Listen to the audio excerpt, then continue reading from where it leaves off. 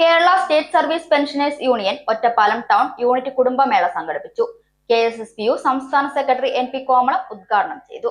Kerala state service pensioners union Ottapalam town യൂണിറ്റിന്റെ ഈ വർഷത്തെ കുടുംബമേള തിങ്കളാഴ്ച രാവിലെ ഒറ്റപ്പാലം വ്യാപാര ഭവനിൽ വെച്ച് നടന്നു. പെൻഷൻകാരുടെയും കുടുംബാംഗങ്ങളുടെയും മാനസികോല്ലാസത്തിനും കലാ സാംസ്കാരിക അഭിരുചികളെ പ്രോത്സാഹിപ്പിക്കുന്നതിനോടൊപ്പം എല്ലാവർക്കും ഒത്തുചേരുന്നതിനുള്ള അവസരം ഒരുക്കുകയാണ് ഇത്തരം കുടുംബമേളകൾ കൊണ്ട് ഉദ്ദേശിക്കുന്നത്.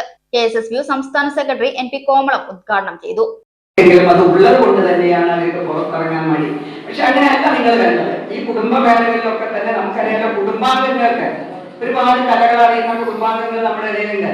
അവരുടെയൊക്കെ തന്നെ പരിപാടികൾ നമുക്കിവിടെ അവതരിപ്പിക്കാനുള്ള ഏക ഒരു അവസരം വർഷത്തിൽ ഒരിക്കലും ഇത് മാത്രമാണ്.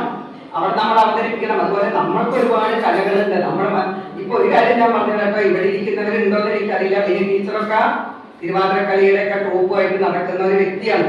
അവരോടും എനിക്ക് പറയാനുള്ള, ഈ യൂണിറ്റിലുള്ളവരെ തട്ടി കൂട്ടിക്കൊണ്ട് ഇവിടെ ഗംഭീര കളി കളിച്ച ഗിന്നസ് ബുക്കിൽ പേര് കയറാനൊന്നും നമ്മൾ ഉദ്ദേശിക്കുന്നില്ല. ഉണ്ടോ?